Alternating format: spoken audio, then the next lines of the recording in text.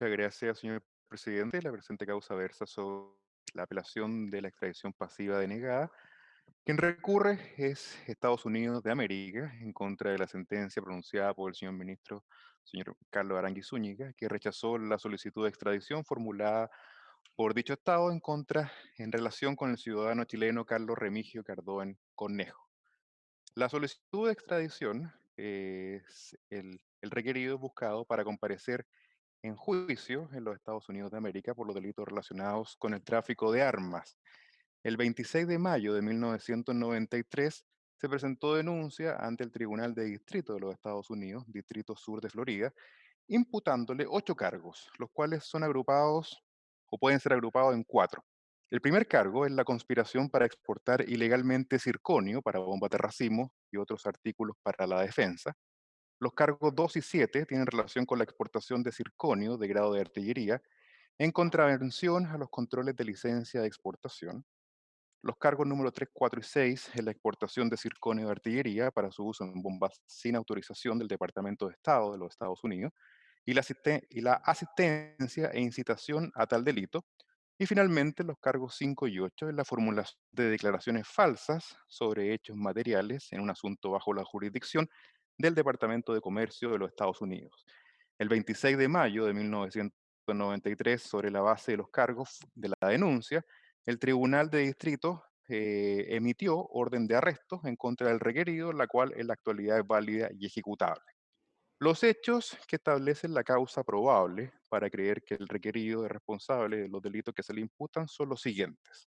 A partir aproximadamente de agosto de 1982, las autoridades policiales de los Estados Unidos comenzaron a investigar a Cardón Cornejo, quien era propietario y director ejecutivo de Industrias Cardoen, denominadas INCAR, un fabricante de armamento con sede en Chile. Aproximadamente en 1983, Cardoen Cornejo obtuvo un contrato de Saddam Hussein, entonces líder de Irak, para abastecer a dicho país con bombas de racimo. Ese país en ese momento estaba en guerra con Irán. El requerido y otros trataron de obtener pastillas de circonio desde la corporación estadounidense Teledyne Industries para incorporarlas a las mini bombas que fabricó dicha empresa. Sin embargo, durante la guerra entre Irán e Irak, el gobierno de los Estados Unidos impuso un embargo de todos los productos militares y de doble uso, prohibiendo su exportación desde los Estados Unidos para su uso de cualquiera de los combatientes en la guerra entre ambos países. Los productos de artillería, como las pastillas de circonio, requerían de una licencia de exportación por parte del Departamento de Comercio de los Estados Unidos. Las exportaciones también requerían el envío de una declaración al servicio de aduanas de dicho país acerca del destino final del producto. Si el requerido y los otros individuos hubiesen informado de manera veraz que él estaba en la búsqueda de circonio para usarlo en las bombas de racimo que se vendían a Irak, tanto sus licencias de exportación y las exportaciones habrían sido denegadas. Para evitar tal denegación, se argumenta por el Estado requerente, Cardón Cornejo participó en una conspiración en la que presentó o hizo que sus cómplices presentaran solicitudes de licencia de exportación que afirmaban falsamente que el circonio era para uso final de explosivos industriales en operaciones mineras en Chile. Estas falsas presentaciones y los documentos relacionados se presentaron en más de 10 ocasiones desde el inicio de esta conspiración denunciada en el cargo 1, esto es agosto de 1982, hasta el final de esta conspiración en octubre de 1989. Las licencias de exportación se otorgaron sobre la base de afirmaciones falsas de un uso civil para las pastillas de circonio. Una vez que el requerido y otras personas obtuvieron las licencias de exportación, Cardón Cornejo compró y organizó la exportación de aproximadamente 130 toneladas de pastillas de circonio desde los Estados Unidos a Chile, que se incorporaron en alrededor de 13.000 bombas de racimo, las cuales fueron vendidas a Irak por la suma aproximada de 150 millones de dólares. Los fundamentos del requerimiento estarían dados en las pruebas de diversas fuentes, incluido el testimonio de los cómplices y las pruebas resultantes de allanamientos legales y confiscaciones de contrabando. Los delitos, a juicio del Estado requerente, están cubiertos por los artículos número 2, 3 y 8 de la Convención de las Naciones Unidas sobre la delincuencia organizada transnacional de 15 de noviembre del año 2000, en que ambos países son partes y conformidad al artículo 16 del convenio, cada uno de los delitos a los que se aplica dicho artículo se considerará incluido entre los delitos extraditables de cualquier Estado, de cualquier tratado de Estado o tratado de extradición existente entre las partes. Al complementar esta solicitud, derecho del abogado señor Jean-Pierre Matou Acuña, el cual separa los cargos. El primer grupo de los cargos, cargos 5 y 8, formulación de declaraciones falsas en un asunto bajo jurisdicción de un departamento de los Estados Unidos, estaría regulado en el artículo segundo del Tratado de Extradición de 1900, que contempla en el número 8 como perjurio la instigación al perjurio, el templado de la legislación americana invocada, que en Chile estaría en el artículo 210, inciso primero del Código Penal, que sanciona al que ante la autoridad o sus agentes perjuriare o diese falso testimonio en materia que no sea contenciosa. El segundo grupo de cargos son los cargos número 3, 4, 5, perdón, 2, 3, 4, 6 y 7. Esto es la exportación sin la debida autorización de explosivos de uso militar exclusivo o potencial, empleando autorizaciones del Departamento de Comercio mediante solicitudes en que se indicaba un uso y en algunos casos un destino diferente, si bien ello no se encuentra expresamente previsto en el tratado entre ambas naciones del año 1900, al invocar la colaboración internacional para someter a juicio al extraditable por los delitos del artículo 2 y 3 de la Convención de Naciones Unidas contra la Delincuencia Organizada Transnacional, le sería aplicable por considerar que la conspiración para exportar explosivos de uso militar y su efectiva exportación constituye un delito grave de carácter transnacional que entrañó la participación de un grupo delictivo organizado.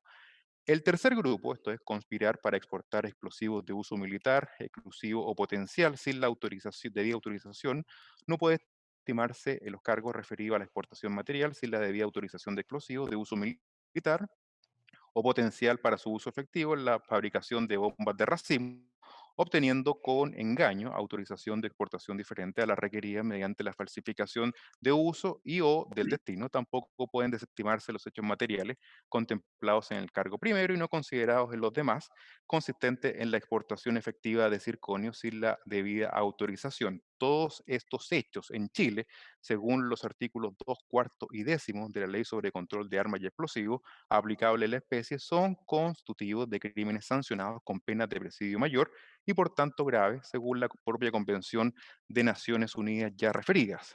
En cuanto a la eventual prescripción de la acción penal, las leyes de prescripción de los Estados Unidos establecen su cómputo de 5 años desde la fecha de comisión de cada uno, y en este caso, en el cargo número uno, es un delito de ejecución continua, en el caso que el plazo, por lo tanto, comienza a computarse desde que este hecho concluye. Así que una vez presentada la acusación formal, esto es en el mes de mayo, el 26 de mayo de 1993, este plazo fue interrumpido.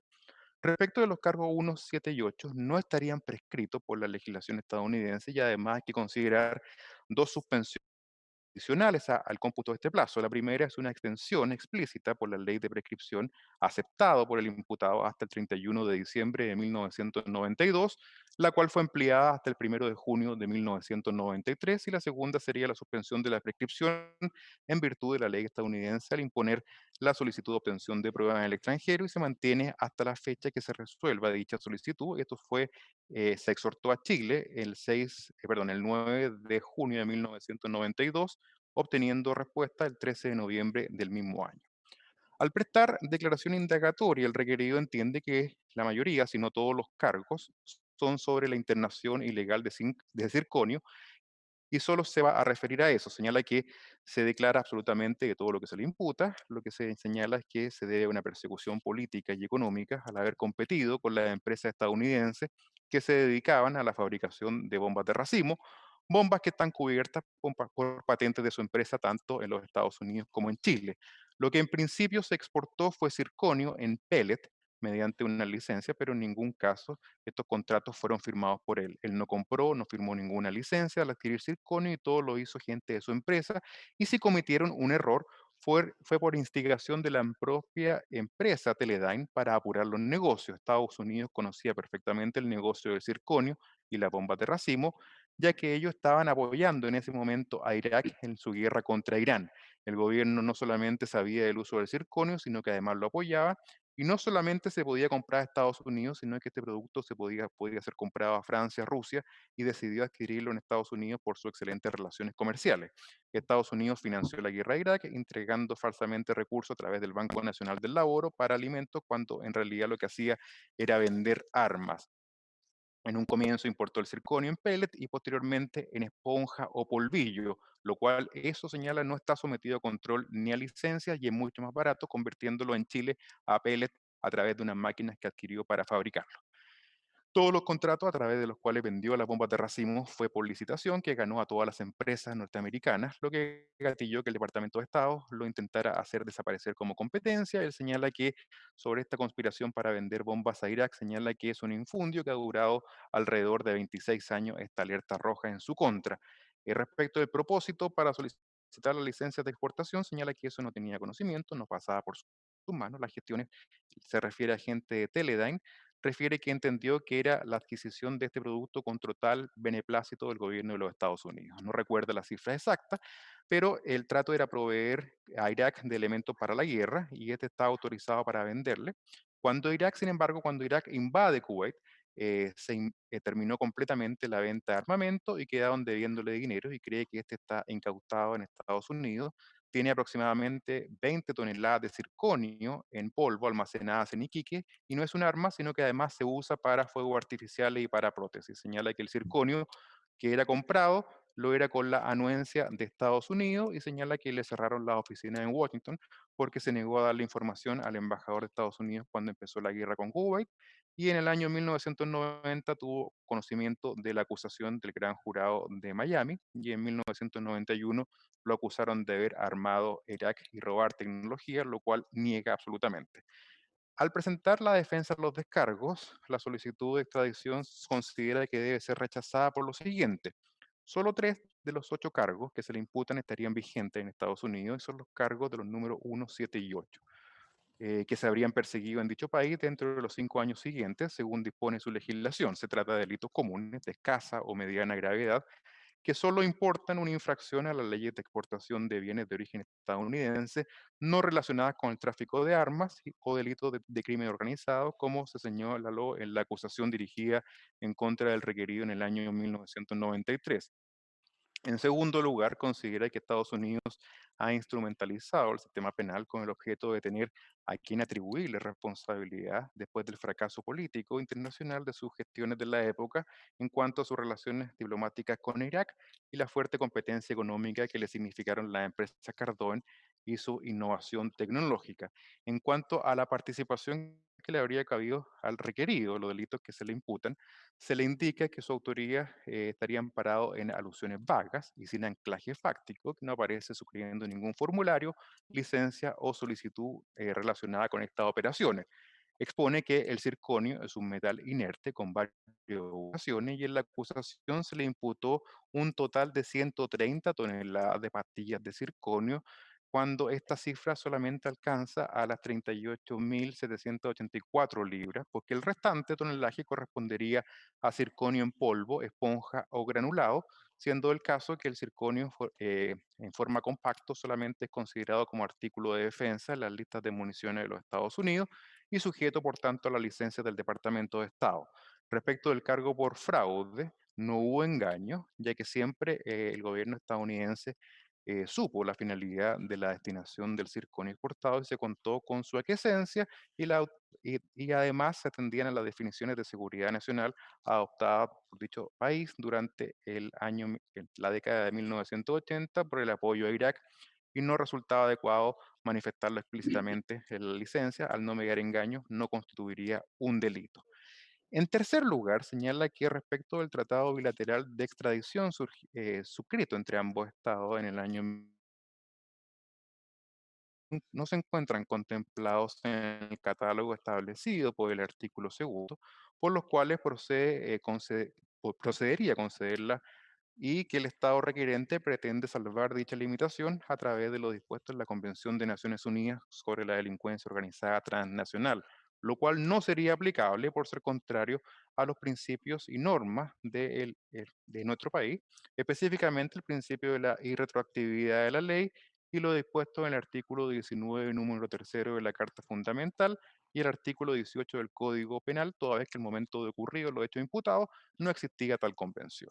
En cuarto lugar, señala que sin perjuicio de lo anterior de aceptarse la hipótesis de pertinencia en la aplicación de la referida convención, de todas formas debiese desestimarse su aplicación por tratarse de normas aplicables al crimen organizado, lo que no sería concordante o coherente con los cargos realizados. Por otra parte, se alega que los delitos por los que es perseguido el requerido no cumplen con el principio del derecho internacional de doble incriminación, ya que al momento de la supuesta comisión de los mismos ninguna de dichas conductas estaban tipificadas en Chile, ni en el Código Penal, ni en la Ley de Control de Armas o Explosivos y su reglamento.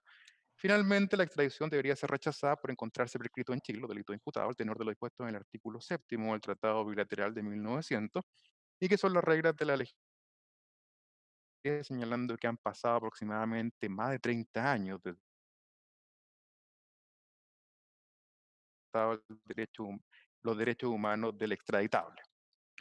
Al informar, la señora fiscal judicial de esta Corte Suprema, en cuanto a la legislación aplicable, señala que únicamente sería aplicable el Tratado de 1900. ¿Por qué? Porque el Tratado del año 2013 no es aplicable, toda vez que los hechos que fundamenta la solicitud se perpetraron entre 1982 y 1989 supuestamente. En cuanto a la Convención de Extradición de Montevideo, tanto Chile como Estados Unidos ratificaron con reserva dicha convención, razón por la cual solo es aplicable cuando contenga principios generales y por lo tanto tampoco sería aplicable porque es posterior al Tratado de 1900, el cual debe primar.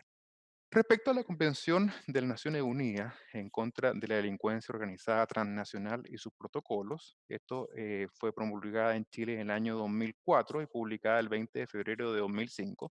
Los estados no plantearon expresamente que debería ser aplicable a hechos delictivos ocurridos con anterioridad a su vigencia. Respecto a la norma del artículo 16.3 de dicha convención, ella no sería aplicable por contrariar los principios de temporalidad, vigencia y taxatividad por hechos ocurridos a lo menos con 20 años desde que entrara en vigencia. El artículo 28 de la Convención de Viena sobre observancia, aplicación e interpretación de los tratados, ratificada por Chile en 1981, impide aplicar un tratado a hechos ocurridos con anterioridad. Específicamente, respecto del Tratado de 1900, este no establece específicamente en su catálogo los delitos por los cuales ha sido pedida la entrega del requerido, y si la requerente no invoca directamente el Tratado de 1900 para señalar los delitos que hagan procedente la extradición, limitándose que están cubiertos por los artículos 2, 3 y 5 de la Convención de Naciones Unidas. Es de opinión la señora fiscal judicial que la pretensión de ampliar por esta vía el catálogo de delitos del Tratado Bilateral de 1900 no resulta procedente, ya que sería contrario a los principios y normas nacionales, pues el de irretroactividad de la ley penal se encuentra sancionado en el artículo 19, número 3 de la Carta Fundamental y en el artículo 18 del Código Penal, ya que al momento de ocurridos los hechos no existía dicha convención. Asimismo, hace un análisis del requisito exigido para que se trate de delitos contemplados en dicha convención, así respecto del primer cargo, esto es la conspiración. En el derecho nacional, la punibilidad de un simple acuerdo para cometer un delito solo es punible en casos excepcionales, como por ejemplo la ley de drogas. Al no existir en Chile una norma especial que castigue la conspiración respecto de los hechos imputados, aquellos no son punibles. Y al no existir norma expresa de conspiración, solo puede subsistir como tal si el delito al que tiende no ha alcanzado siquiera el estadio de tentativa, ya que en el concurso aparente de leyes penales debe resolverse por absorción o por consunción. La punición de esta conducta respecto del acuerdo previo a la participación como en un grupo organizado exige el acuerdo en la convención de los hechos concertados formen parte, en primer lugar, de un grupo, el cual, por cierto, debe estar estructurado y no solo formado para la comisión inmediata de un delito. Debe haber varios miembros, se exige su permanencia en el tiempo y que sus actuaciones sean concretas y con propósito delictivo gravísimo. No se aportó antecedente alguno en la formulación de cargos, en el cumplimiento de estos parámetros para ser encuadrable la conducta desplegada por el requerido. Asimismo, los artículos 292 a 294 obligan el cumplimiento estricto de una serie de exigencias y con estos escasos elementos aportados no permite darlos por acreditados. Los distintos cargos imputados se encuentran relacionados con la exportación de circonio en determinada forma, en el que en el derecho estadounidense considera relevante para los fines de su control en dicho país y que le corresponde determinar si esta exportación hubiera sido punible de haberse realizado en Chile al momento en que ello ocurrió, lo cual no estaba sometido al control previsto en el artículo 10 de la Ley sobre Control de Armas y Explosivos, por lo que no le eran aplicables a su respecto para la exportación autorizada. Como el circonio no es ni explosivo, ni sustancia inflamable o asfixiante, ni tampoco en su forma natural un arma de fuego ni munición, se encontraba fuera del ámbito de aplicación, lo cual tampoco varió con la modificación de la ley 18.592 de 1987, con excepción de la duda que podría generar las sustancias químicas que esencialmente son susceptibles de ser usadas o empleadas para la fabricación de explosivos o que sirvan de base para la elaboración de municiones, proyectiles, misiles o cohetes, bombas, cartuchos y los elementos lacrimógenos o de efecto fisiológico. Hasta el año 1993, que fue cuando se actualiza el listado de productos químicos sometidos a la ley de control de armas, el circonio en ninguna de sus formas se hallaba comprendido en dicho listado. Solo con posterioridad el producto fue incluido en alguna de sus formas y es así como en la actualidad el circonio en polvo se encuentra en el anexo segundo de la resolución exenta del año 2017. Esta inclusión se habría tenido lugar al menos 5 años después de los últimos hechos constitutivos de los cargos en cuestión. Para que en Chile la suspensión del plazo para obtener la extensión de responsabilidad criminal por medio de la prescripción de la acción penal debe dirigirse contra el delincuente un procedimiento de investigación penal en Chile. El artículo 96 del Código Penal señala que la prescripción se suspende desde que el procedimiento se dirige contra el delincuente y esto sería desde la acusación presentada por el Distrito Sur de la Corte de Florida, esto es el 26 de mayo de 1993. Sin embargo, el mismo artículo dispone que si se paraliza su prosecución por 3 años o se termina sin condenar, continúa la prescripción como si no se hubiese suspendido. La solicitud formal de extradición se presentó el 21 de marzo del año 2019 y la acusación en el país requirente el 26 de mayo de 1993, transcurriendo un lapso que excede 3 años.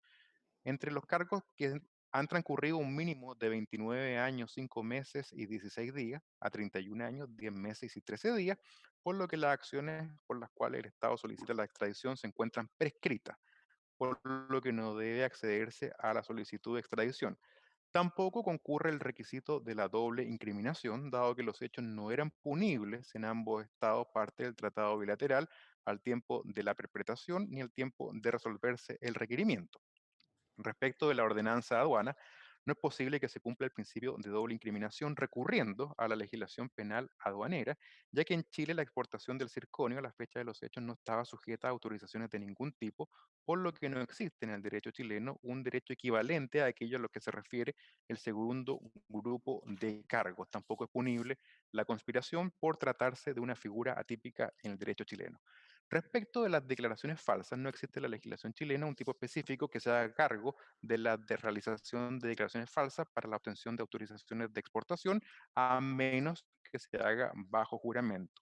Finalmente, el informe establece que al no ser punible en Chile ninguno de los hechos por los cuales se solicita la extradición debe desecharse por faltar el principio de doble incriminación necesaria para su procedencia, por lo que la solicitud no cumple con los requisitos básicos para concederla, tendría que la responsabilidad penal se encuentra extinguida en virtud de la prescripción de la acción penal y por no existir tampoco el principio de doble incriminación. La sentencia, en cuanto al fondo, establece que los fines propios de la Convención de Naciones Unidas, dentro de sus principales elementos, está el de la concertación con el fin de cometer uno o más delitos graves, lo que no coincide con los hechos descritos en el requerimiento, ya que la extradición se indica someramente. Por otro lado, a partir de los cargos subsistentes, tampoco podría darse lugar a la extradición, ya que siempre y cuando el delito por el que se pide la extradición sea punible con arreglo al derecho interno por parte del Estado requiriente y de parte del Estado requerido. La descripción típica de los hechos planteados, tanto en la nota diplomática como en la solicitud formal, resultan desde luego insuficientes. En dichas piezas no se explica cómo habrían ocurrido los hechos con precisión, la época de inicio o término, con quién o quiénes se habría conspirado, los ejes del acuerdo, la forma, la estructura, la organización, los objetivos específicos, las conductas de cada miembro, la calidad intrínseca del armamento del mineral circonio, distinción entre circonio común y de artillería, forma de la cómo se eludieron los controles de exportación, circunstancias y efectos de las declaraciones supuestamente falsas, número de ellos, en fin, todos los elementos de juicio que permitan al juzgador corriente comprender extensiva e intensivamente las figuras delictivas atribuidas. Sigue el fallo señalando que en relación a la prueba, para fundamentar la solicitud de extradición, el Estado requerente acompañó los antecedentes referidos y la defensa contestó solicitando su rechazo, agregándose posteriormente antecedentes probatorios por parte de la defensa del requerido y la parte del Estado requerente no proporcionó prueba alguna en la etapa probatoria. Con todo, nada de lo que aportan dichos elementos de juicio deja de estar aludido en las reflexiones de esta sentencia. En cuanto al requisito de que el delito que se imputa sea de lo que autoriza la extradición, el propio Estado requirente, a través de la embajada en su nota diplomática, advierte que los delitos no figuran en el Tratado de Extradición del año 1900, pero que estarían cubiertos por las normas de la Convención de Naciones Unidas. Sin perjuicio de lo anterior, aun cuando se reconociera que los delitos por los cuales se solicita la extradición son de aquellos que se autorizarían, lo que no sucede, de todos modos, habría que desestimarla, pues no sería posible soslayar la falta de doble incriminación, principio básico en materia de extradición. De acuerdo a las probanzas rendidas en el proceso, se ha podido establecer que el metal circonio no es en sí un elemento bélico, ni puede ser considerado munición o explosivo en los términos prescritos de la ley de armas, pues la utilidad de este elemento mediante su uso en explosivo es que actúa como agente incendiario en bombas de racimo y participa al nivel de carga secundaria, por lo que su presencia en el explosivo no es esencial para la fabricación aisladamente bajo cualquiera de sus formas, es un metal inerte. Se agrega que es posible agregar que las circunstancias de persecución penal en Estados Unidos no son del todo claras en términos de haber sido acogido primero como empresario y de haberse beneficiado en su colaboración armamentística para después criminalizar las mismas conductas una vez que se mudaron sus relaciones políticas internacionales, hecho que se parece mucho a la falta de coherencia de los actos propios, conducta inaceptable para el derecho universal. Sigue el fallo señalando que en cuanto a la prescripción, constando que el requerido no ha cometido nuevamente un crimen o simple delito, no ha operado la interrupción que contempla el artículo 96, y si bien pudiera estimarse que se suspendió con la acusación presentada ante el gran jurado en 1993, luego de esto pasan más de 20 años sin que el Estado requerente solicite la extradición, única acción útil para los fines de ejercer la acción penal en su contra, por lo que debe considerarse que el plazo continuó como si no se hubiese interrumpido, sin que el mero levantamiento de la notificación roja por Estados Unidos en Interpol, de provista del ejercicio de la petición de extradición, pueda ser considerada una forma de prosecución. En cuanto a la aplicación de la norma seccional del artículo 100, que extiende la vigencia de la acción penal o de la pena cuando el responsable se ausenta del territorio de la República, se desestima su aplicación por tratarse de una disposición que refuerza el elemento de la territorialidad y que ha sido concebida exclusivamente para ser aplicadas a personas que vayan a ser juzgadas en Chile, lo que impide extenderla a lo que sería un país diverso. Agrega que si todo lo anterior no resultare bastante para justificar el rechazo, aún se podría agregar que el tratado del año 1900, en su artículo quinto, nos obliga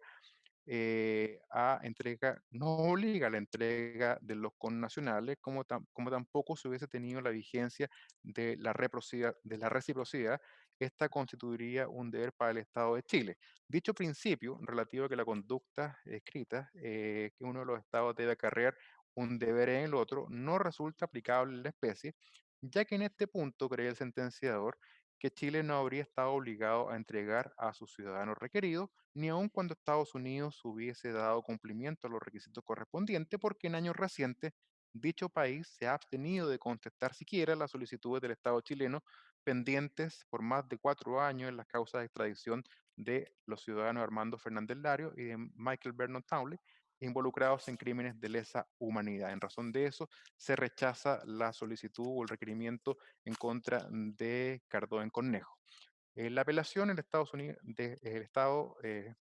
Unidos solicita se revoque íntegramente la sentencia apelada y en su lugar solicita se conceda la extradición solicitada por el Estado requiriente. Gracias. ¿Puede alegar, señor abogado, por el recurso?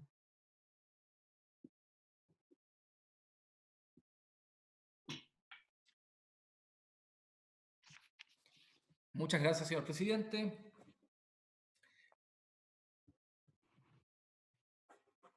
Alego en representación de los Estados Unidos de América, a objeto de solicitar se revoque la sentencia definitiva de primera instancia y en su lugar se conceda la extradición por los 8 cargos que ha sido solicitada. La sentencia recurrida contiene errores extremadamente graves que influyen de manera sustancial en lo que se resolvió. Y veremos también que es un fallo extremadamente inusual en su estilo y en su tono general, que prescinde del mérito del proceso, más aún abunda en apreciaciones subjetivas, trata peyorativamente al Estado requirente, le supone mala fe, lo acusa de violar los derechos humanos del señor Cardón, cuestiona la política exterior del Estado requirente, su política de alianzas militares, que estima errática, hace afirmaciones suspicaces sobre los órganos de inteligencia de los Estados Unidos, todo lo cual además era absolutamente innecesario para fundar el fallo, lo que a nuestro juicio resulta todavía más preocupante. En cuanto a las normas que rigen el presente procedimiento de extradición, está en primer lugar, desde luego, el Tratado de Extradición de 1900. Es importante tener presente, excelentísimo tribunal, que existe un nuevo tratado de extradición que en principio habría sido aplicable, que es del año 2013 entre Chile y Estados Unidos. Pero no se aplica porque por disposición expresa del artículo 21 de dicho tratado, este tratado no se aplicará para la extradición de hechos ocurridos con anterioridad a dicho tratado de extradición. Y por eso se aplica el antiguo tratado de extradición de 1900, lo que tiene gran importancia interpretativa, porque cuando un tratado de extradición pretende que sus normas se apliquen solamente para hechos ocurridos con posterioridad al mismo tratado de extradición, lo dice expresamente, como lo dijo el artículo 21 del nuevo tratado de extradición. ¿Y por qué? Porque la extradición pertenece a lo que uno podría denominar el entramado normativo de la cooperación internacional. Regula el procedimiento según el cual una persona podrá o no ser puesta a disposición de otro Estado para que otro Estado lo juzgue. Y en consecuencia, los tratados de extradición no contienen leyes penales, no contienen leyes que incriminen hechos, que sancionen hechos, ni leyes que describan hechos criminales, y por eso no se les aplica la prohibición de retroactividad, como equivocadamente a nuestro juicio lo señala el fallo. Los tratados de extradición rigen in actum. Y este es uno de los aspectos centrales en los que a nuestro juicio se equivoca el fallo. El segundo instrumento que tiene internacional, que rige la presente extradición, es la Convención de las Naciones Unidas contra la Delincuencia Organizada Transnacional y sus protocolos, denominada por sus siglas en inglés, y voy a usarlas no por anglofilia, sino porque es muy sintético, denominada UNTOC, por sus siglas en inglés. Entonces nos referiremos a continuación a la UNTOC, cuya artículo 16, número 3, señala que cada uno de los delitos a los que se aplica esta convención se considerará incluido entre los delitos que dan lugar a la extradición en todo tratado de extradición vigente entre las partes. Entonces, esto es muy importante. La UNTOC, que fue celebrada tanto por Chile como por Estados Unidos, se pone expresamente en la situación de que la UNTOC será incluido, los delitos que señala la UNTOC, en el catálogo de delitos celebrados, en el catálogo de delitos contenidos en tratados de extradición vigentes entre las partes, o sea, anteriores. Este aspecto fue alegado por nosotros, pero la sentencia no se hace cargo de ello. En materia de tramitación o procedimiento, se rige esto por el antiguo Código de Procedimiento Penal. Y cabe preguntarse por qué, porque existe un nuevo Código Procesal Penal y las leyes penales, sabemos, rigen in actum. Pero ocurre que el artículo 485, inciso segundo, del nuevo Código Procesal Penal, expresamente señala que en materia de extradición no se aplicará a hechos acaecidos con anterioridad a la vigencia del nuevo Código Procesal Penal. Y esa es la razón por la que se aplica el antiguo Código Procesal Penal. Tampoco aquí habría habido una infracción del principio de irretroactividad de la ley penal, porque se trata de una ley procesal que rige in actum y que no rige in actum en este caso, porque hay una expresa disposición en contrario contenida en el nuevo Código Procesal Penal y por eso se aplica el antiguo Código Procesal Penal. Y por último, hay que tener presente que en virtud del artículo 647, número 2 y 651 del antiguo Código Procesal Penal, cuando existen tratados internacionales, estos se aplican de manera preferente y entonces la aplicación preferente de los tratados desplaza a otras normas que rigen solo supletoriamente. Los requisitos de la extradición en este caso. En primer lugar, según lo señala el artículo primero del Tratado de 1900, vamos a hablar solamente del tratado por razones de síntesis de aquí en lo sucesivo, el artículo primero del Código del Tratado de 1900 señala que se exige que el requerimiento se haga en virtud de pruebas tales de culpabilidad que según las leyes del lugar donde el prófugo se encuentra, habría mérito para su aprehensión y enjuiciamiento si allí se hubiera cometido el crimen o simple delito. Esto hay que enlazarlo con el artículo 647, número 3 del Código de Procedimiento Penal, que dispone que la investigación debe acreditar si el sindicado como procesado ha cometido o no el delito que se le atribuye.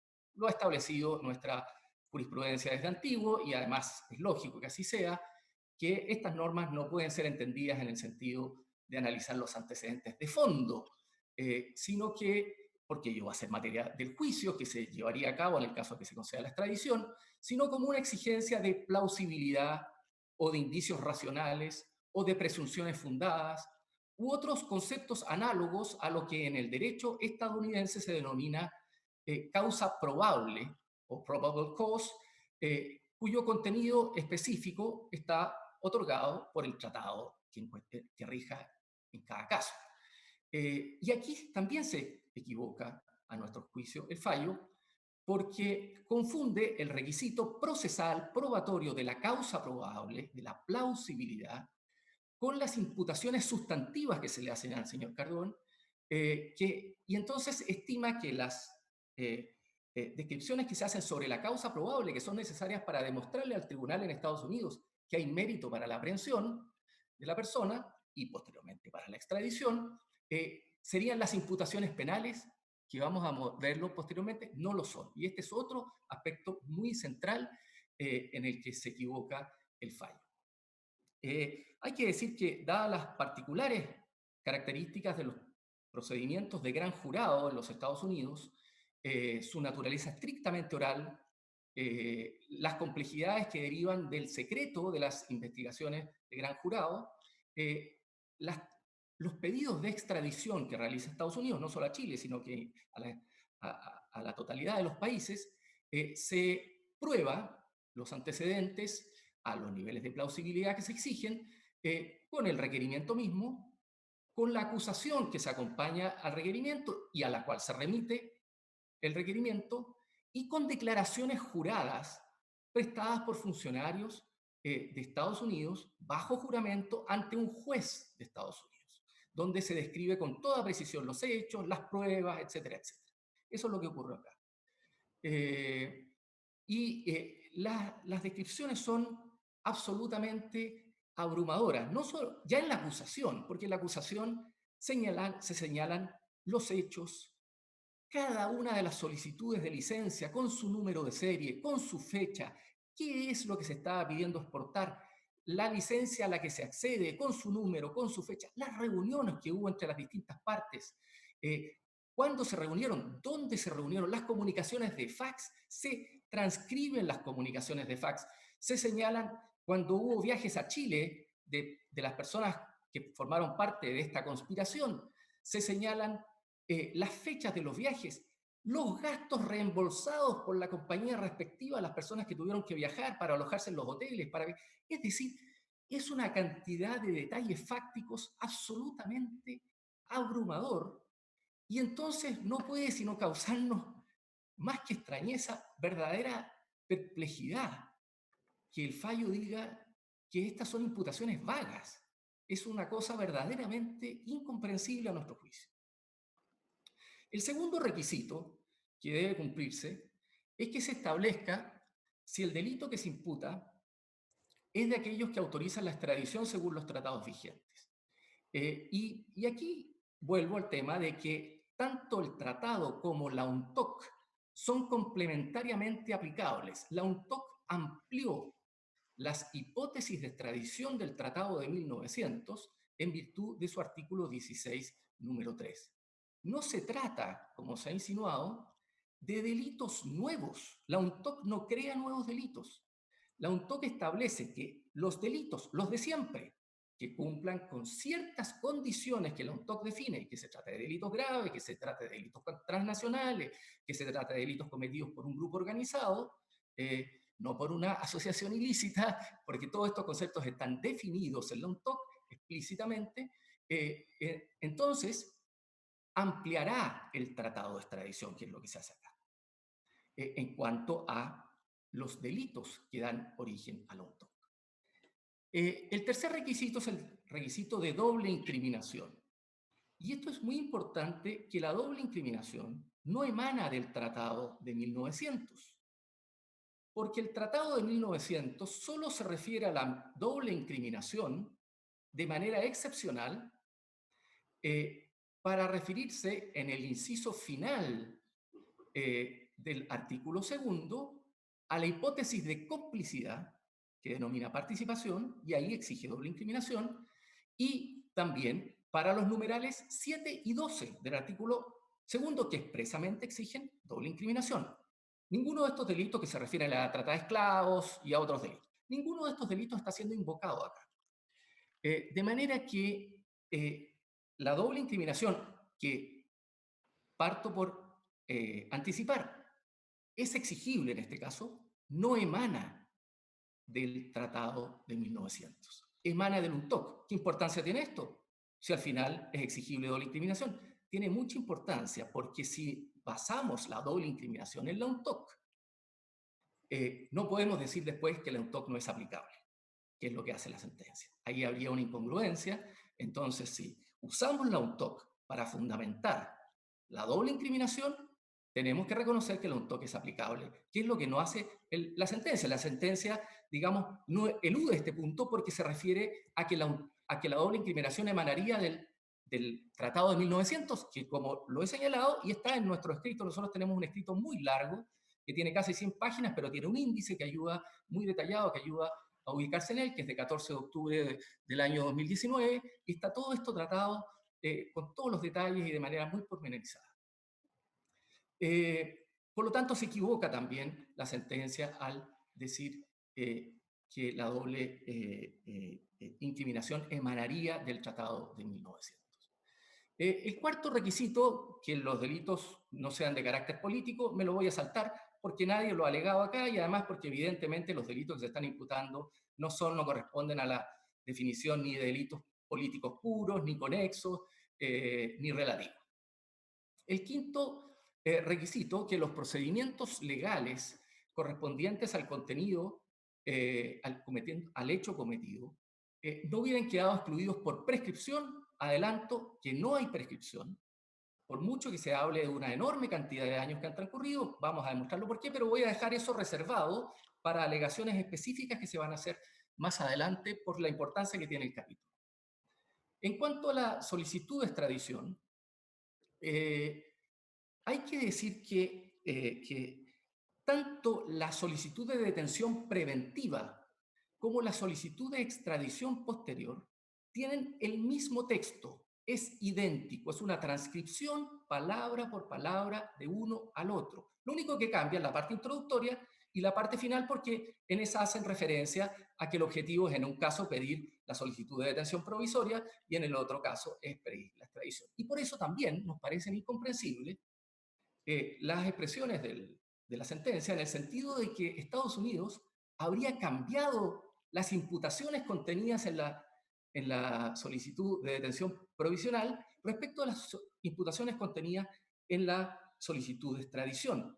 Esto no solamente no es cierto, sería imposible, porque como digo, es una transcripción palabra por palabra de todo el contenido, por lo tanto no podría haber un cambio, como lo dice la sentencia, sin decir en qué parte, ni por qué, ni dónde lo emana, ni de dónde emana esto. Esta es una afirmación que había hecho la defensa en algunos de sus escritos y que la sentencia simplemente reprodujo, pero sin dar fundamentos.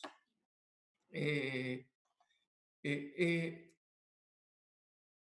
Hay que decir que la solicitud de extradición se remite a la acusación, que tiene esta cantidad enorme de detalles que yo he señalado, con fechas, con fechas de reuniones, con números de serie, en fin. Y entonces, la sentencia menciona la acusación entre los antecedentes que se acompañan, pero prescinde completamente de su contenido. Y es evidente que el ministro no examinó ni siquiera someramente dicha acusación. Vamos a referir una acusación en que además se dirige contra otras personas, contra un ciudadano norteamericano, el señor Johnson, que fue llevado a juicio y fue condenado, que era el empleado de la empresa Teledyne, contra dos personas jurídicas, una empresa Teledyne americana, la exportadora del circonio, y también contra una empresa Swissco americana perteneciente al señor Cardón, los dos cuales fueron condenadas en juicios por responsabilidad penal de la persona jurídica. En cuanto al contenido de la solicitud de extradición, se dice que el señor Cardón es buscado para comparecer en juicio en los Estados Unidos y se enumera, como señaló el señor relator, los hechos que configuran la causa probable. Este concepto de causa probable lo adelanté, pero vale la pena detenerse un poquillo en ello. Es el equivalente estadounidense a lo que uno denominaría aquí las presunciones fundadas de participación. Es lo que necesita un juez para considerar que es plausible la acusación y liberar una orden de aprehensión. Se refiere a la plausibilidad, que es un concepto procesal de tipo probatorio.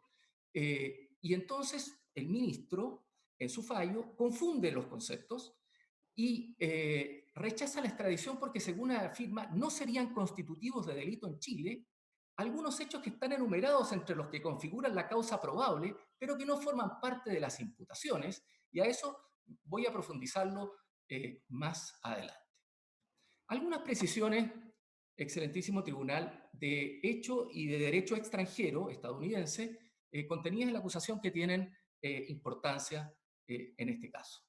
En primer lugar, la ley de exportación de armas de los Estados Unidos somete a estrictos controles la exportación de armas, como ocurre también en Chile, y vamos a ver que no difiere muy notoriamente de las leyes chilenas, perdón, aunque es, obviamente, mucho más detallada, y la ley de exportación de armas de los Estados Unidos contiene una sección que se denominan reglamentaciones sobre el tráfico internacional de armas, por sus siglas en inglés, nuevamente tienen el mérito de ser muy sintéticas, ITAR. Esta sección que se refiere al tráfico internacional de armas, a las exportaciones, en fin, se denominan ITAR, y las ITAR contienen una lista de municiones, la lista de municiones de los Estados Unidos. En ella se señala que los artículos que allí se señalan solamente puede ser exportado mediante una previa autorización del Departamento de Estado de los Estados Unidos. Se necesita previamente una autorización del Departamento de Estado y para obtener esa autorización hay que solicitar una licencia al Departamento de Estado a través de un documento que se ingresa y en el que se hacen declaraciones detalladas sobre el destino de la exportación, sobre para qué se va a usar, cuál va a ser el país de destino, en fin, etcétera, etcétera. En segundo lugar está la Ley de Administración de Exportaciones. La Ley de Administración de Exportaciones, que sería el equivalente a nuestra ordenanza de aduanas, por así decirlo, señala que hay algunos artículos que no están incluidos en la ley de municiones, la lista de municiones, perdón, de la CITAR, pero que tienen uso dual, que pueden servir para efectos civiles y para efectos militares, y que eso solamente puede exportarse mediante una licencia de exportación del Departamento de Comercio de los Estados Unidos. Esta es la licencia que se solicitó con declaraciones falsas. La otra que había que solicitar ante el Departamento de Estado se omitió. Y esta, que en algunos casos había que solicitar y en otros casos no, porque había que recurrir al Departamento de Estado, se presentaron aquí declaraciones falsas sobre el destino diciendo que esto era para explosivos para la industria minera y para el control de avalanchas. Eso está por escrito. Una breve referencia a las bombas de racimo. Las bombas de racimo son bombas que se lanzan desde el aire, desde aviones, están contenidos en una carcasa de tamaño considerable, que pesan 250 kilos, en fin, y que contiene en su interior cientos de mini bombas. Estas mini bombas tienen el poder explosivo similar al de una bomba, al de una granada de mano, y el receptáculo en que van lanzados, en algún momento, por altura, por dispositivos que funcionan de distinta manera, se abre y suelta estas mini bombas que se esparcen en un área que en el caso de las bombas que exportaba Cardoen, como lo dice muy orgullosamente en sus folletos publicitarios acompañados por la defensa, son capaces de destruir material blindado y tienen efectos antipersonales, lo que significa matar personas, en un área indiscriminada de 5 hectáreas. Eso es lo que hace una bomba de racimo, digamos. Arrasa con todo lo que hay en un área de 5 hectáreas. Se puede aumentar la capacidad destructiva de la bomba de racimo insertándole dentro de la mezcla explosiva un mineral que se llama circonio. El circonio es un mineral que tiene muchos usos. En algunas formulaciones es perfectamente inocuo, como dice la defensa. Pero en ciertas formulaciones tiene determinadas características que permiten que la efectividad de un arma explosiva, porque produce una violenta expansión de gases, la efectividad de un arma explosiva aumente. Y para eso, justamente, se exporta el circonio, y para eso es que se pedía y se decía que era para la industria minera, porque si no hubiera tenido capacidad de aumentar la efectividad explosiva del arma, no habría tenido sentido que presentaran solicitudes de licencia de exportación diciendo necesitamos esto para la industria minera, para los explosivos de la industria minera. Bueno, para eso era justamente porque tiene esa capacidad explosiva y el circonio se exportó en 2 formatos distintos. En un formato que se llama esponja natural de circonio, que es como una especie de virutilla, y en compactos de circonio, que son compactos de esponja, en que la misma virutilla es apretada en compactos. Los compactos están dentro de la lista de municiones y requieren su exportación licencia al Departamento de Estado. La esponja natural está en la lista de productos básicos y requiere licencia del Departamento de Comercio para su exportación. Pero en todos los casos, compactos y esponja natural, es circonio de grado de artillería. Se usa para la industria militar. Lo que pasa es que el que es esponja natural podría usarse también para la industria minera, podría usarse también para otros efectos. Después, las imputaciones, excelentísimo tribunal, que se le hacen al señor Cardoen. Son 8 cargos, lo señaló el señor relator, están descritos uno a uno, por razones de tiempo, no me voy a extender. Quiero decir que, en resumen, es un cargo de conspiración.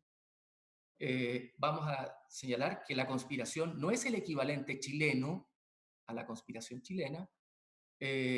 Los cargos 2 y 7 de exportación de circonio de artillería contraviniendo las licencias del Departamento de Comercio, porque es en relación con circonio esponja.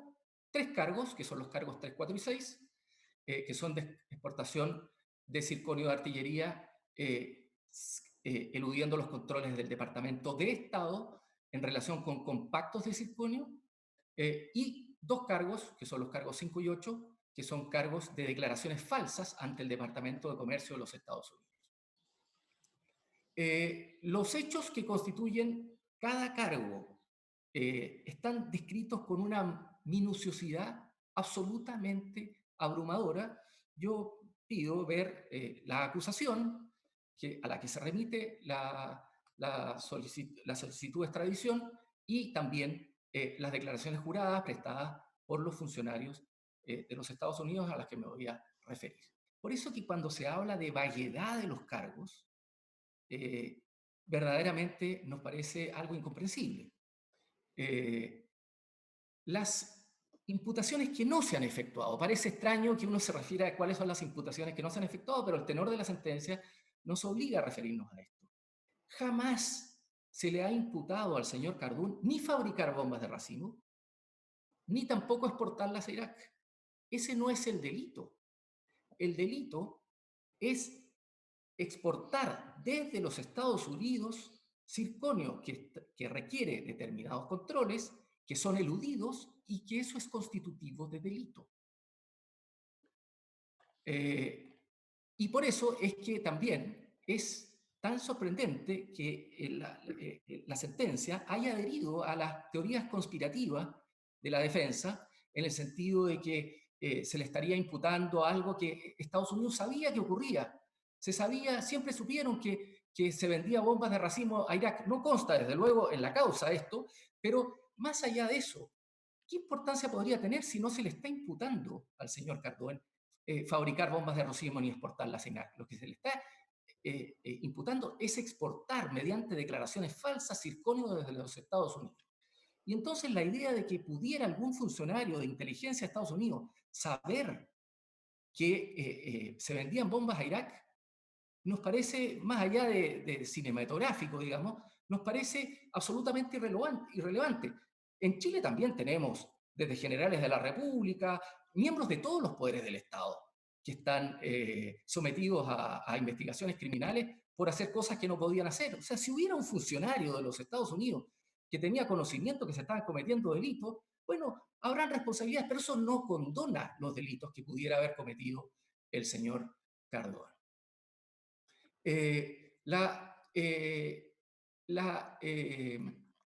Después, los errores de la sentencia, como dije, hace todas estas afirmaciones totalmente innecesarias en que, entre otras cosas, acusa al señor Cardón a los Estados Unidos de haber violado los derechos humanos del señor Cardón por levantar una alerta roja, una notificación roja, que es lo que hace Chile cada vez que una persona está prófuga y se encuentra en el extranjero. Y eso se considera que viola los derechos humanos. Todas estas teorías conspirativas desarrolladas por la defensa, muchas de las cuales son asumidas por el fallo sin decir por qué, están llenas de errores fácticos, son febles y son irrelevantes. Pero el fallo las hizo suyas. La confianza del tribunal en las afirmaciones de la defensa es tan grande que ha llegado al extremo de, cuando dice citar un párrafo de la declaración jurada del señor Frank Teymen, un fiscal de la causa, no cita el párrafo de la declaración jurada del señor Frank Teymen, el único párrafo que cita, que lo cita entrecomillado, subrayado, diciendo el subrayado es nuestro. Cita un párrafo de la defensa que dice haber transcrito el párrafo del señor Frank Teymen tergiversado. No digo que sea de mala fe, pero contiene un error muy gravitante, porque le agrega el adverbio solamente al párrafo, que le cambia, lo vamos a analizar posterior, todo el sentido del párrafo y hace aparecer al señor Frank Teymen concediendo que los hechos estarían prescritos, por lo menos 5 de los hechos estarían prescritos en Estados Unidos, lo que no es cierto. Lo más increíble es que previnimos por escrito al señor ministro de los errores del escrito de la defensa y sin embargo simplemente los reprodujo, que es una cosa que tampoco podemos entender. El fallo, primer error, no considera elementos probatorios claves, omite mencionar elementos probatorios. Por ejemplo, no menciona las declaraciones juradas. Solamente, como digo, hay un párrafo que hace una supuesta mención parcial a una de las declaraciones juradas del señor Frank Teyman, y que está tergiversado, y lo hace aparecer diciendo cosas que no dijo. Eh, Después, esta declaración del señor Frank Teyman es muy importante. Declara bajo juramento frente a una magistrado de los Estados Unidos, la magistrado Lisette Wright, del Distrito Sur de Florida, da una explicación introductoria a los procedimientos de gran jurado, señala las leyes que se infringieron, los hechos que la constituyen, con todo tipo de detalles, explica que otros coimputados fueron condenados por los mismos hechos. En los Estados Unidos esto no es una persecución contra el señor Cardoven. En fin, y después está la declaración del agente especial Ricardo González del Departamento de Seguridad Nacional de los Estados Unidos, que dice haber revisado toda la evidencia también bajo juramento, declara esto, porque, como digo, los procedimientos de gran jurado son orales y son secretos y entonces no podían acompañarse cosas que solo constan oralmente, y entonces lo que se hace es a través de declaraciones juradas. Sin embargo, y señala algo muy importante, el agente González, se refiere a un episodio muy revelador que ocurrió el año 1983, cuando el señor Cardón fue detenido en el aeropuerto de Miami porque estaba saliendo del aeropuerto con anteojos de visión nocturna, que son elementos de uso militar. Este hecho no está incluido en la acusación, pero lo menciona el señor Ricardo González porque lo considera muy ilustrativo. Yo también. El señor Cardona había sido detenido, sabía lo estricto que eran los controles en materia de elementos militares o de elementos de uso dual, y después de reconocer los hechos, se le aplicó solamente condena a la sociedad americana de Cardúen que había hecho la exportación, y el señor Cardúen no fue condenado, y por eso estos hechos no son contenidos aquí, pero es muy revelador, porque esto de que esto era una legislación extraña, que él no sabía que había que pedir autorizaciones, que él no sabía que cuando uno exporta armas tiene que decir la verdad, es verdaderamente una explicación que no solo no es verosímil, sino que además él había aprendido de manera muy dramática, porque había estado detenido por hechos similares, que eso no se podía hacer. Eh, Después, todos estos hechos son importantes, pero el fallo no los analiza, no los menciona, no los enumera, no los menciona, no los analiza, no se hace cargo de ellos. Es como que no existieran, y habla de imprecisión o vaguedad de los cargos. Eh, eh, Ninguno de los hechos, en cambio, que afirma la defensa de teorías conspirativas, de que habrían funcionarios, que habrían tenido conocimiento de que el señor exportaba, que es además irrelevante, y que si hubieran tenido conocimiento no puede condonar todos los delitos de declaraciones falsas y otros que pueda cometer el señor Cardón. Sobre eso no hay nada, pero el fallo lo asume, porque lo dice la defensa. Y estas afirmaciones sobre que ahora Estados Unidos está persiguiendo algo que había permitido supuestamente, en circunstancias de que nunca se le ha imputado la venta de armas a Irak, sería irrelevante, pero es ilustrativo de cómo se ha prescindido del mérito de la causa en este asunto.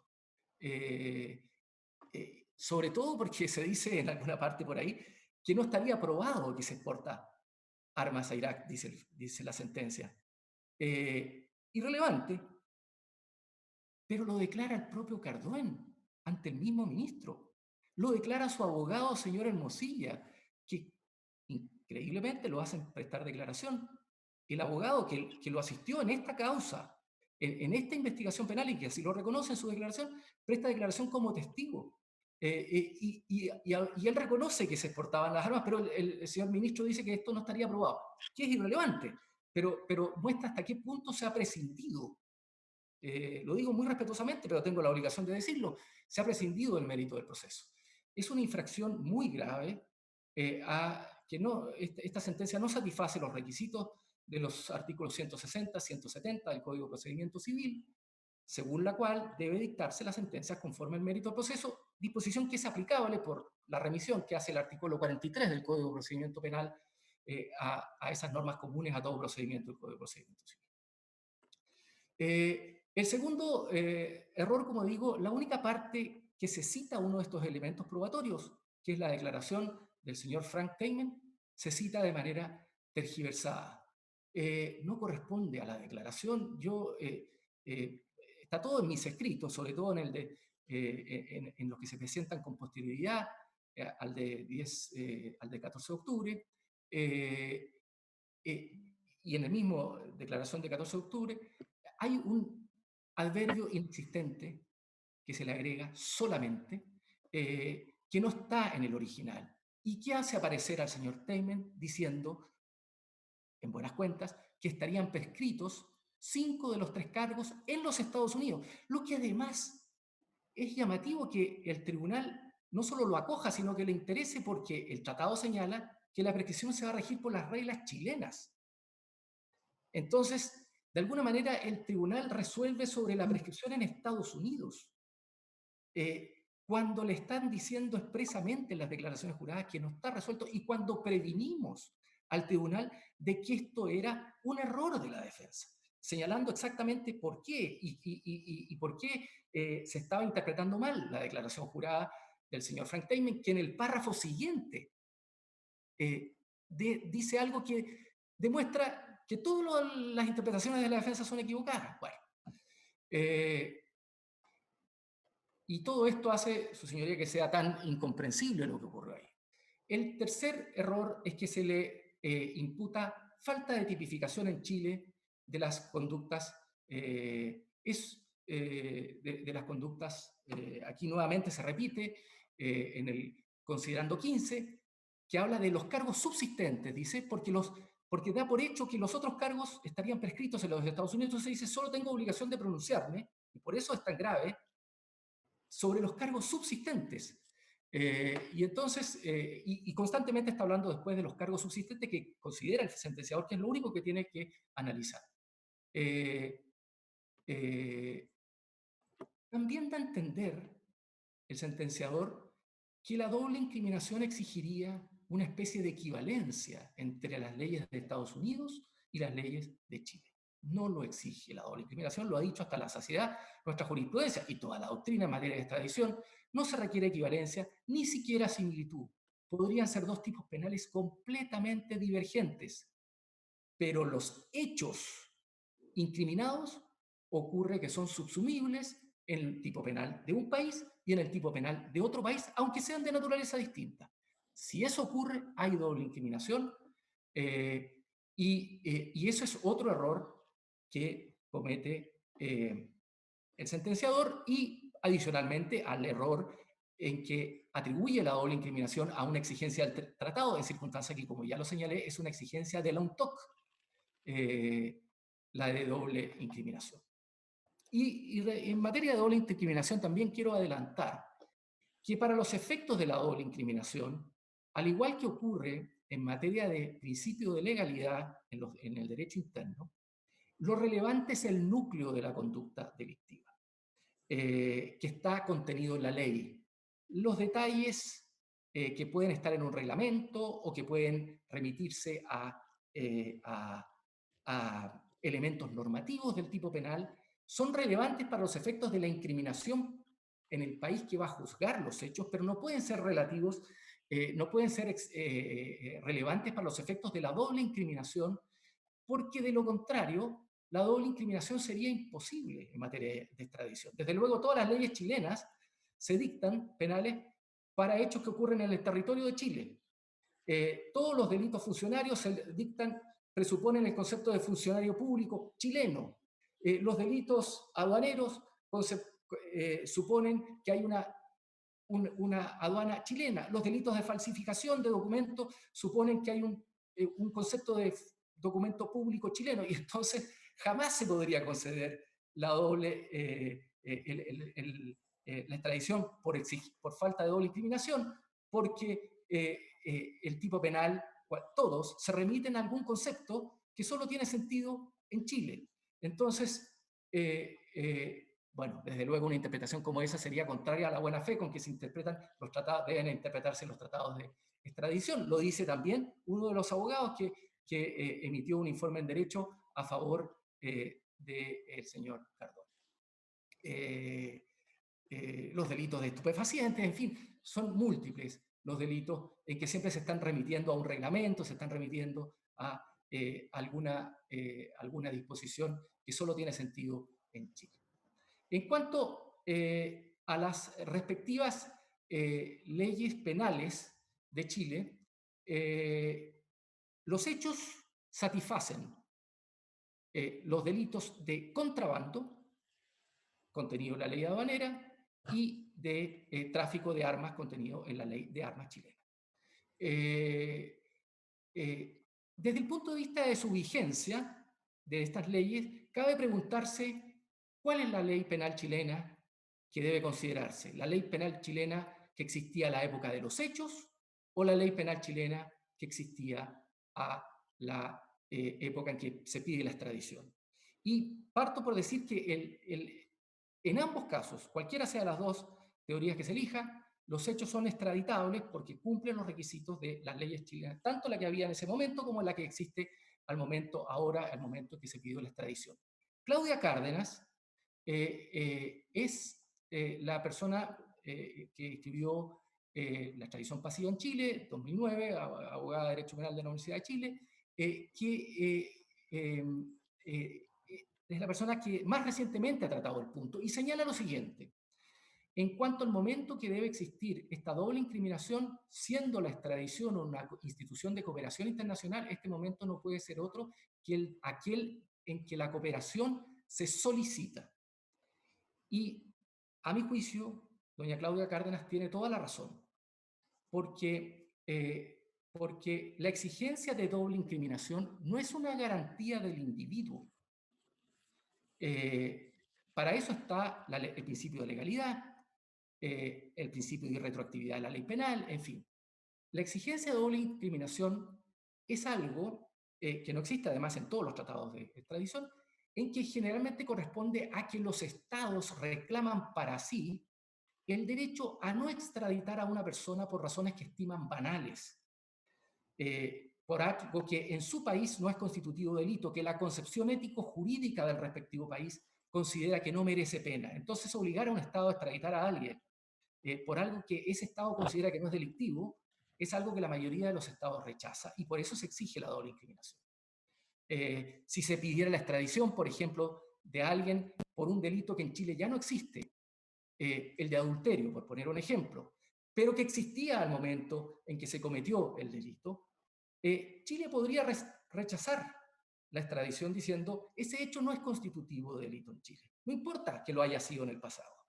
En Chile no consideramos de manera ética, digamos, nuestras concepciones ético-jurídicas se oponen a considerar que esto merezca pena. Y de la misma manera, si la penalización es posterior y el país considera que los hechos son constitutivos de delito y merecen pena, habrá doble incriminación. No se está diciendo aquí que hay un problema de retroactividad. Va a ser sancionado por las mismas leyes que existieron siempre. Simplemente habrá doble incriminación. Pero repito, en todos los casos se cumple el requisito de doble incriminación, tanto si se elige la ley de la época de los hechos como la ley posterior.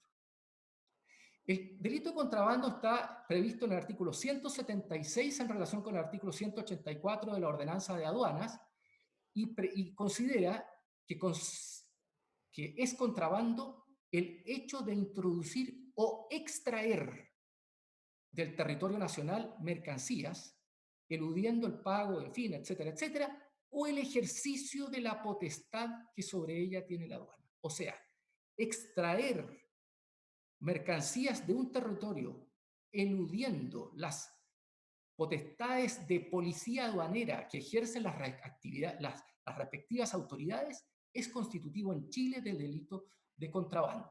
Este delito, según el artículo 184, se castiga como consumado desde que está en grado de tentativa. Y se aplica también, dice, a las personas que adquieran, reciban o escondan mercancías sabiendo o debiendo presumir que han sido objeto de los delitos, y esto se presumirá por el solo hecho de encontrarse en su poder las mercancías materia del contrabando. Por lo tanto, el núcleo de la hipótesis es fundamentalmente exportar o extraer del territorio nacional, en este caso del territorio nacional desde los Estados Unidos, es lo que ocurre, pero eso lo sanciona Chile en su territorio nacional, mercancías que están sometidas a la supervigilancia, a la policía de una determinada autoridad aduanera y eludir para la exportación esos controles. Bueno, acá se eludieron esos controles. Los que ejercen facultades de policía aduanera son respectivamente el Departamento de Comercio de los Estados Unidos en ciertas mercancías, el Departamento de Estado de Estados Unidos en ciertas mercancías y también la aduana de los Estados Unidos, porque las potestades aduaneras en los Estados Unidos están repartidas, y también la aduana de Estados Unidos, que como dijo el señor relator, también se presentaron declaraciones falsas ante la aduana de los Estados Unidos. El delito que está previsto en la ley de armas está en el artículo 10 de la ley sobre control de armas chilena, que sanciona a los que fabricaren, importaren, en fin, exportaren los elementos indicados en el artículo 2 y señala cuáles son, y ha habido algunas variaciones de cuáles son esos elementos. En la primera ley, la que estaba vigente a la época de los hechos, la del año 1983, todo esto está en los escritos que yo presenté, o que presentamos, digamos, con don Alfredo Echeverri, pero ninguna de esas variaciones altera lo que ocurre acá, lo que se sanciona acá. Siempre se ha sancionado la exportación de explosivos y hemos dicho que el circonio lo es. Con posterioridad, las leyes se hicieron más estrictas y ahora sancionan no solamente la exportación de explosivos, sino que también sancionan las partes y piezas de los explosivos, la exportación de partes y piezas de los explosivos, y las sustancias químicas que esencialmente son susceptibles para ser usadas o empleadas para la fabricación de explosivos. Todas estas características, ya la calidad de explosivo, pero además las otras nuevas que he señalado, las cumple sobradamente el circonio. Eso lo vamos a analizar más adelante.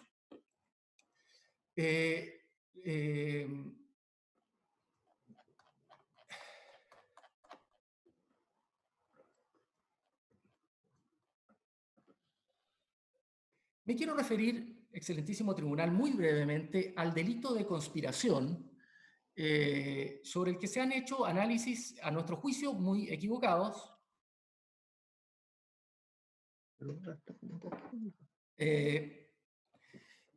El cargo 1 imputa al señor Cardoen el delito de conspiración. La conspiración es en los Estados Unidos un acuerdo ilícito, efectivamente, para cometer, entre dos o más personas, para cometer delitos, pero no se satisface, y esto es muy importante, no lo dice la defensa y tampoco lo analiza el sentenciador, pese a que lo hicimos presente, no se satisface con el acuerdo ilícito, sino que requiere que se manifieste externamente el acuerdo ilícito a través de lo que se denominan hechos o actos manifiestos, overt acts. Esto, la declaración jurada de Frank Tayman, del fiscal Frank Tayman, que está en su versión en castellano y en su versión en inglés, explica esto con mucho detalle. Estos actos manifiestos aparecen minuciosamente descritos en la acusación, en los párrafos 32A y siguientes, son muchos, y son el equivalente, excelentísimo tribunal, a lo que en Chile denominaríamos hechos directos por medio de los cuales el culpable da principio a la ejecución del crimen o simple delito, en los términos del artículo 7º del Código Penal, cuando describe la tentativa.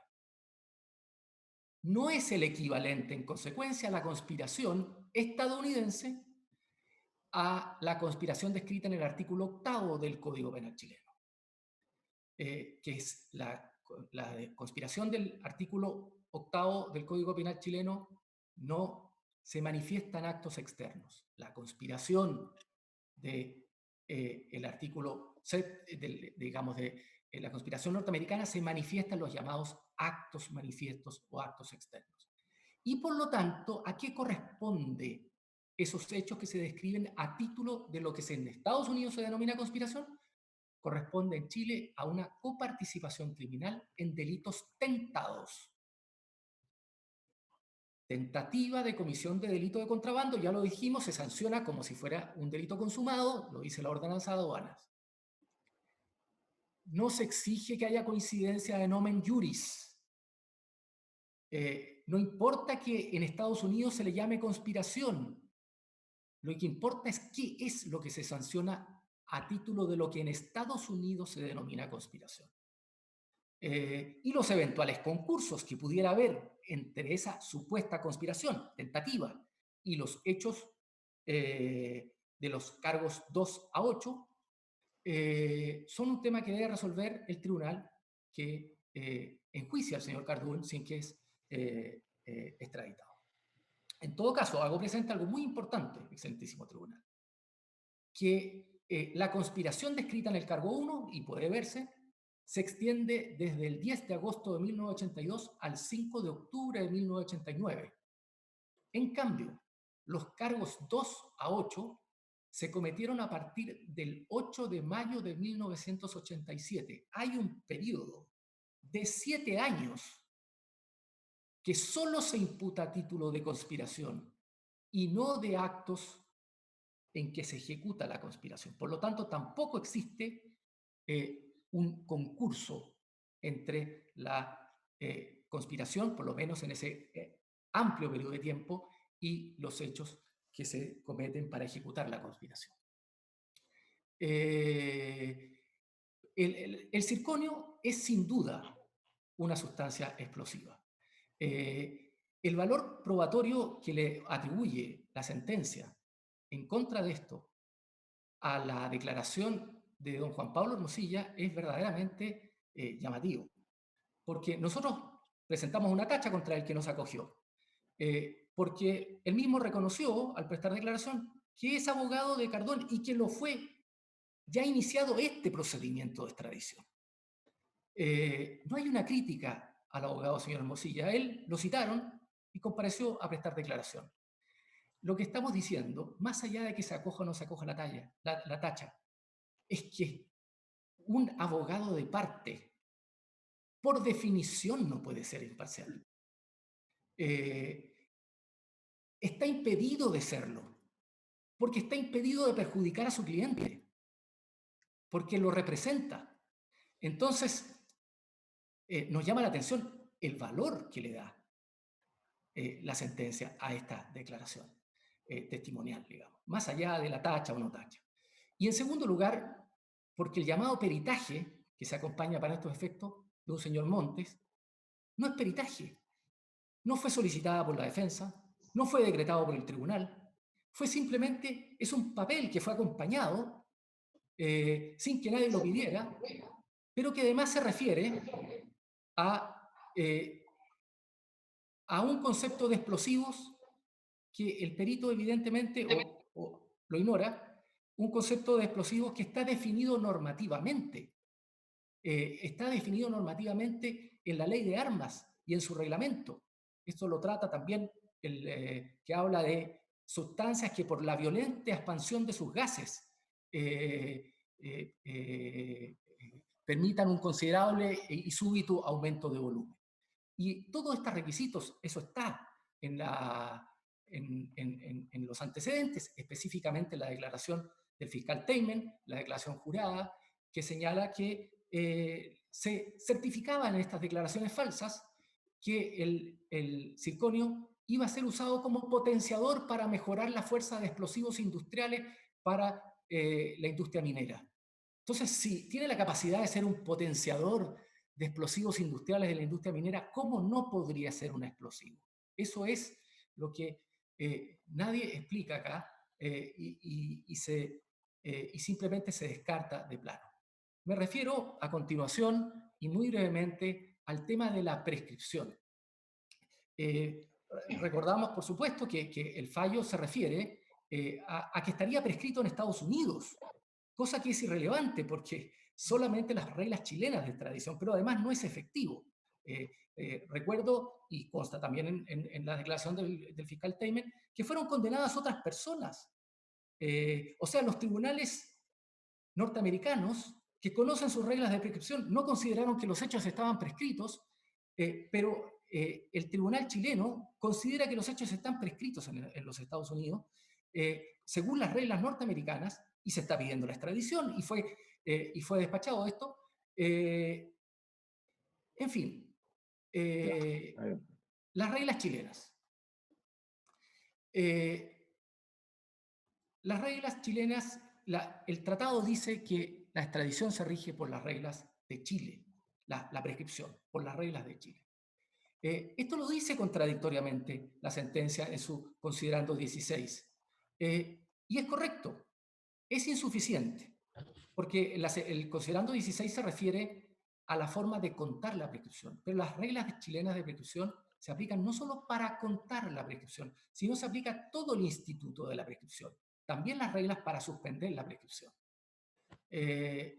Y el considerando 16 señala que si bien pudiera estimarse que se suspendió la prescripción en los Estados Unidos, cosa que en realidad dice solo sucede con la presentación de la solicitud de extradición. Es decir, el fallo considera en su considerando 16 que lo único que puede suspender la prescripción es la presentación de la solicitud de extradición. ¿Por qué?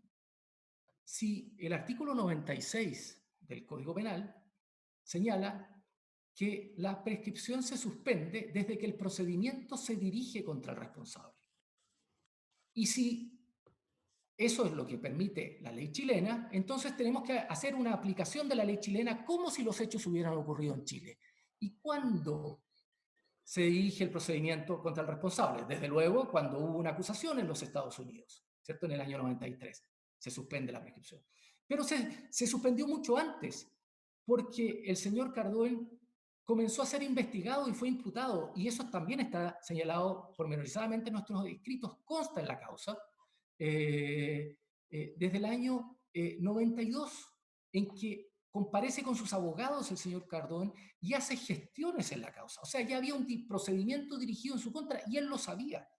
En ese momento ya está suspendida la prescripción.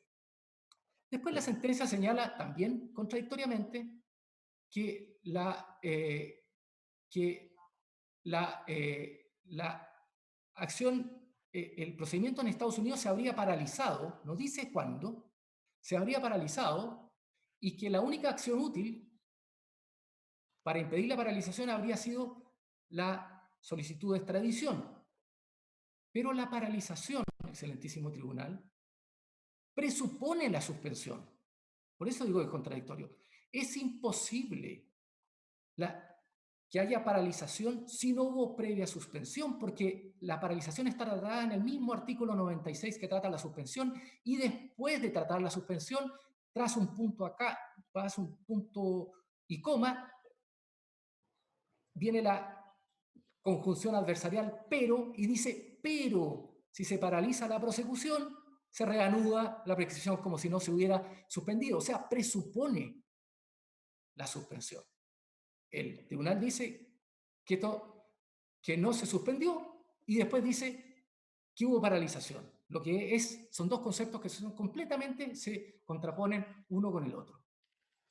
Y agrega que no puede estimarse que impide o que como actividad prosecutorial en los Estados Unidos, no puede estimarse que la alerta roja enviada a Interpol constituya actividad de persecución criminal que impida la paralización. No dice por qué. La defensa sí dice por qué.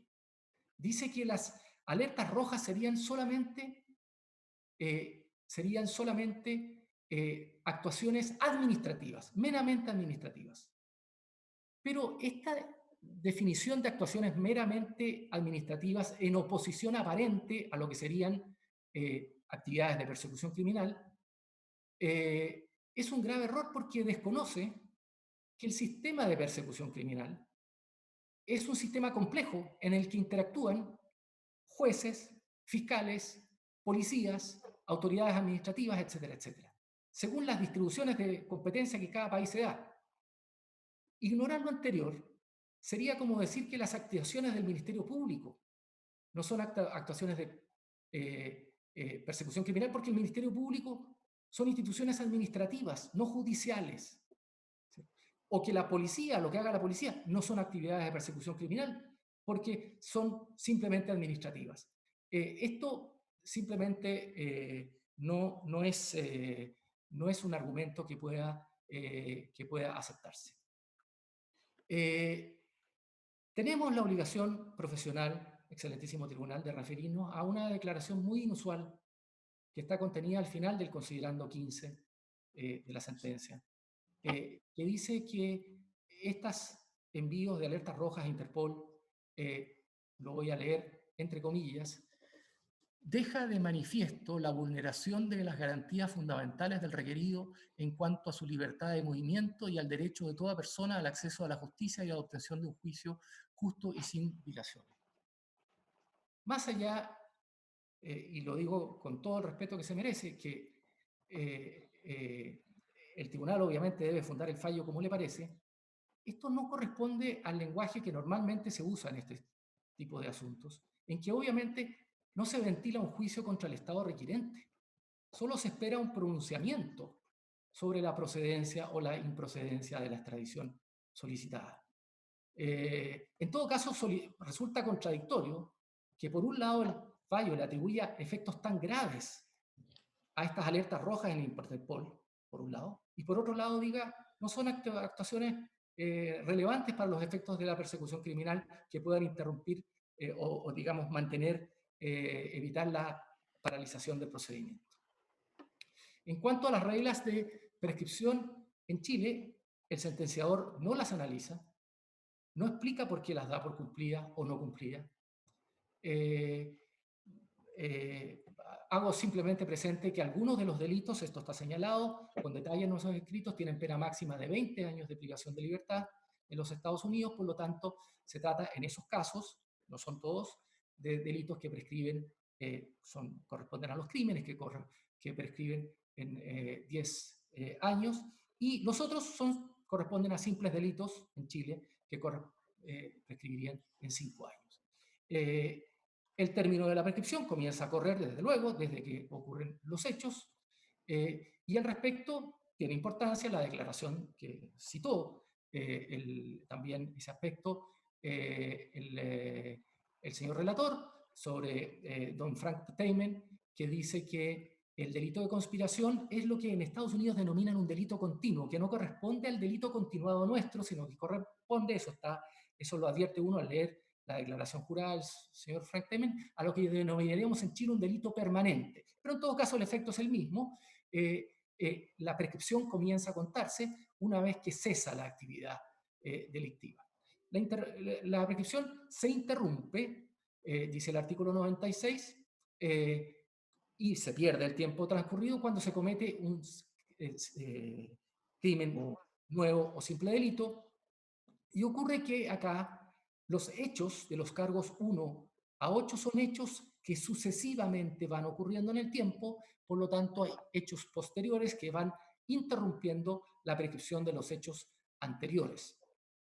Y se suspende, dice el mismo artículo 96, la prescripción desde que el procedimiento se dirige contra el delincuente, y aquí hago referencia a que no solamente la acusación ya es claramente un acto del año 93, un acto en que se suspende la prescripción porque se dirige el procedimiento contra el delincuente, así se estima en Estados Unidos, pero en Chile somos todavía más radicales, en Chile no exigimos una acusación formal, en Chile decimos desde que se dirige el procedimiento contra el delincuente, y eso ocurrió, a lo menos existe constancia, el año 92, en que, como dije, y ahí me remito a lo señalado en mis escritos por razones de tiempo, pero hay actuaciones del señor Cardón en documentos por escrito con sus abogados presentados el año 92.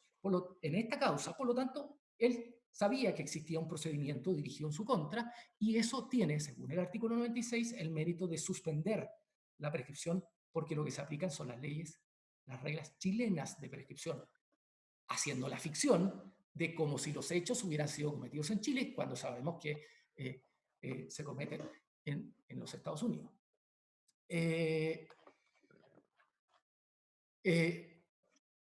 Después, si se paraliza la persecución, dice el artículo 96, por 3 años o se termina sin condenarle, se reanuda la prescripción como si no se hubiera interrumpido.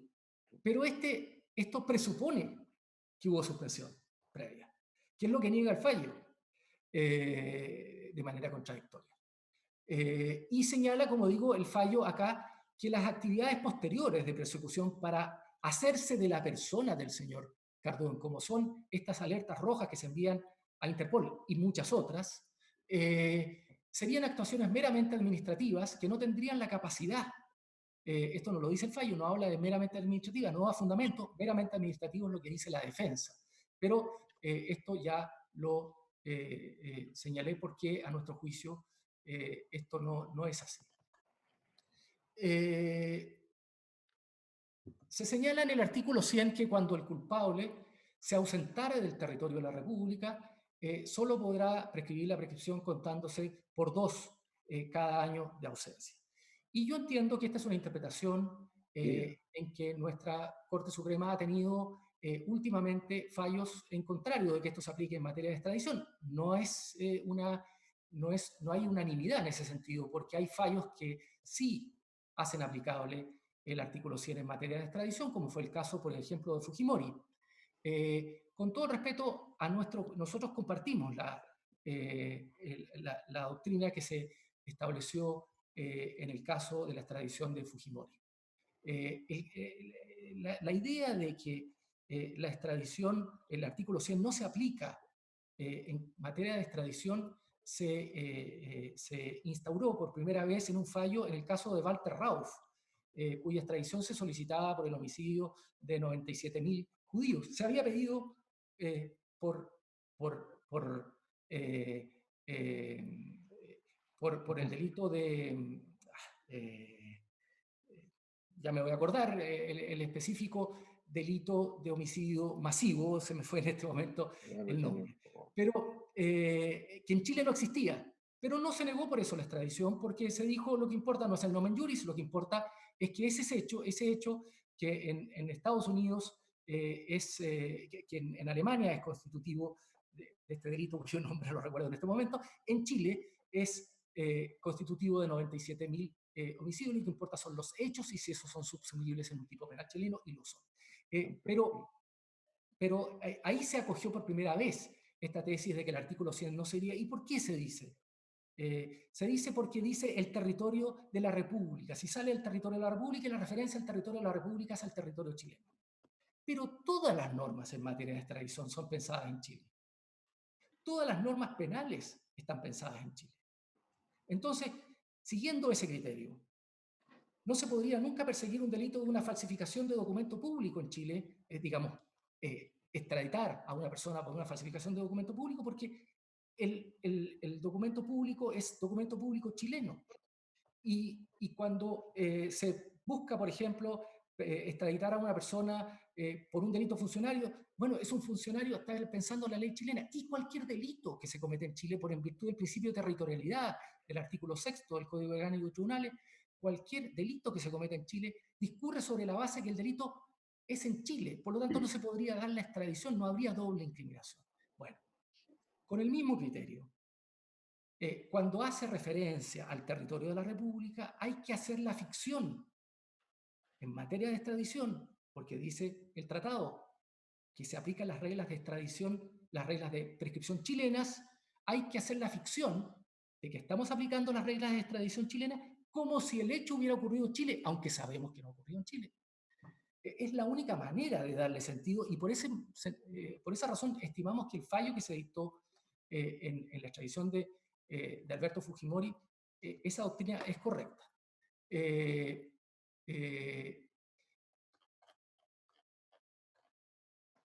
El fallo, por último, termina, lo dijo el señor relator, diciendo que no se concede la extradición también porque no habría reciprocidad de los Estados Unidos, porque en el caso de Armando Fernández Larios y de Michael Townley se ha pedido reiteradamente la extradición de estas personas y Estados Unidos no la ha concedido.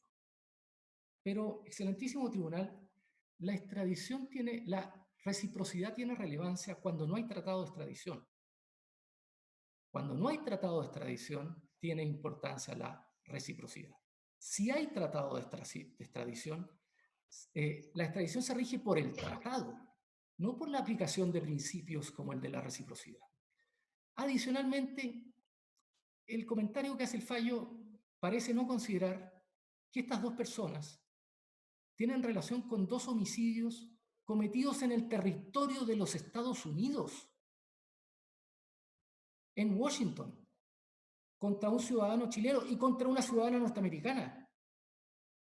Entonces, estimar que hay alguna infracción o algún incumplimiento de Estados Unidos por no dar lugar a la extradición de dos personas que cometieron delito en Estados Unidos, y más allá, estimar que habría que dar, en virtud de un principio de reciprocidad que no tiene lugar en este caso, en virtud de eso se podría fundamentar la no concesión de la extradición, nos parece que es algo que simplemente no tiene fundamento.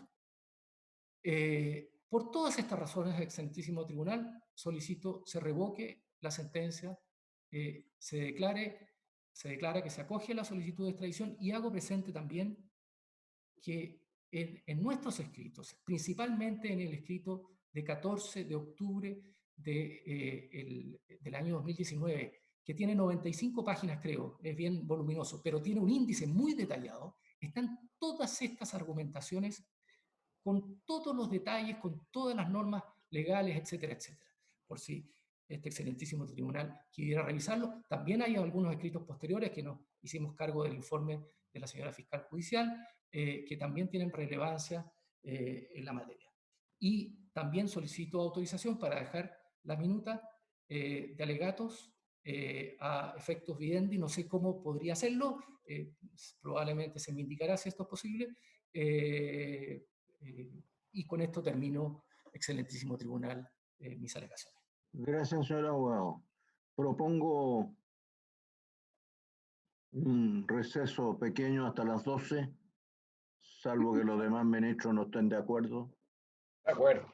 De acuerdo. A partir de las 12 la escuchamos, señora. Perfecto. Muchas gracias. Muy bien. Gracias.